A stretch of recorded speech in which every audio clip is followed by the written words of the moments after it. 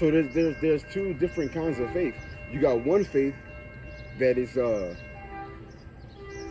doing what you're told without question. You just do it, and you're doing it because you believe in the Lord, right? And you got a different kind of faith where it's just is in general having a belief in something that you can't see, right? So it's sort of two different kind of faith, right? Like for an example, some people, like you got like sports, right? They got faith in the coach, or matter of fact, yeah, they got faith in a coach or a player, right? So they follow either the player or a coach because they believe in that person. So they're gonna do what they're gonna have faith and believe and do what they say because they've shown that they're reliable in the past, right? So that's one form of faith, right? That's one example of it. And a different example of faith is, I mean, I guess when you put it that way, they're basically the same, right? They're basically the same, but it's two different kinds, right? You got a faith that, oh, I'm going to do this because I believe this person. I'm gonna do whatever this person says because I got faith in this person. That's one, and another one is I'm going to not react and sit around because I believe in this person, right?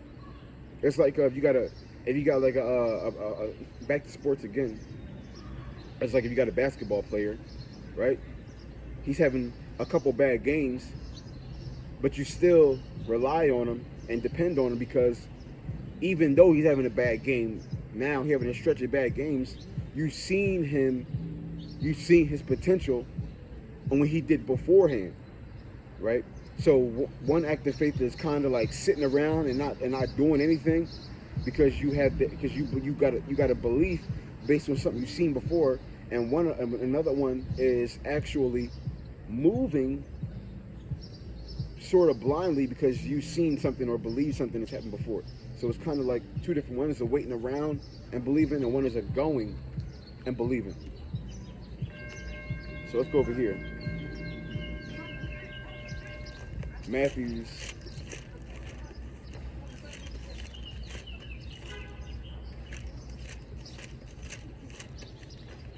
chapter 7 and verse 21. Not everyone that said unto me, Lord, Lord, shall enter into the kingdom of heaven, but he that doeth the will of my Father which is in heaven. Right?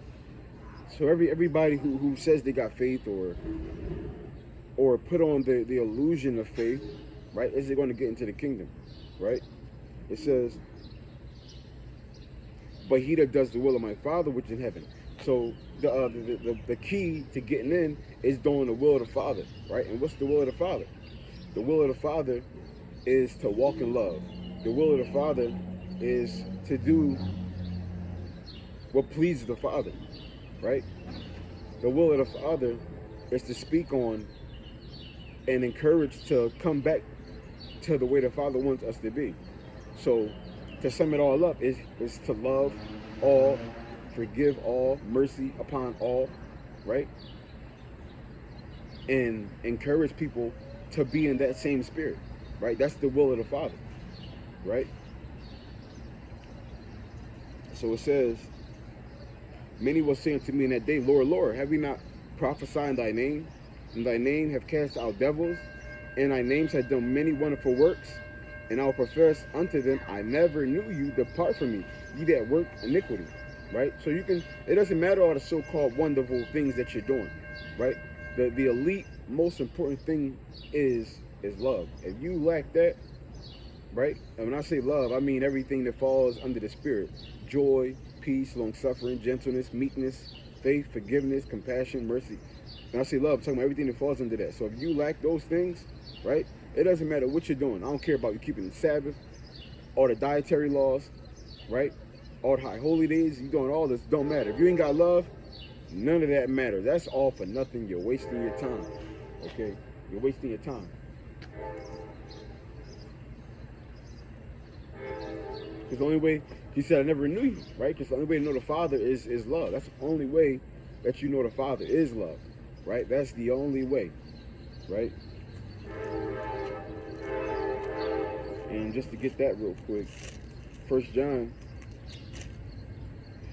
4, I'm going to get 2. In verse 14, we know that we have passed from death unto life because we love the brethren. He that loveth not his brother abideth in death, right? So that's how you know you pass from death unto life, when you have that love. Another one.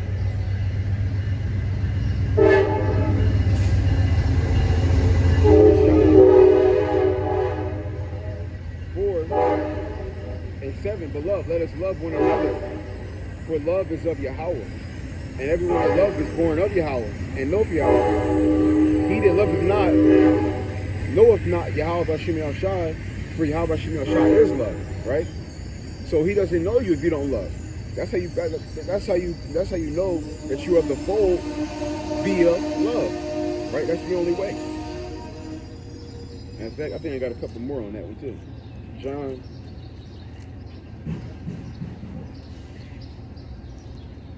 13:35. By this shall all men know ye are my disciples, if you have love one to another. See, that's Yahushua is telling us that. That's how you're going to prove you're associated with me, via love. Okay, everything is coming back unto love, right? So that's how we show our faith, is love. So when you want to, the fight of faith is to stay in the spirit of love as much as possible, right? And Satan is that opposing forces coming against you to get you to leave love and come into the flesh. Even as for an occasion, that's what he wants, right? He wants to do anything to try to bait you to leave love, right? Small scenarios, big scenarios, a minute, an hour, a half an hour, a day, a month, right? Anything he can do to get you out of love, he's going to try to do it, right? He just wants you to take a little sip. You ain't got to drink the whole thing. He's happy with you just taking little sips. He's happy with that, right?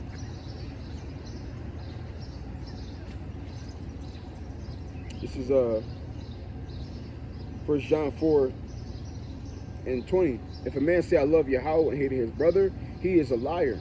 For he that loveth not his brother whom he hath seen, how can he love Yahweh whom he hath not seen? See, they're associating love of the Father with loving people, right?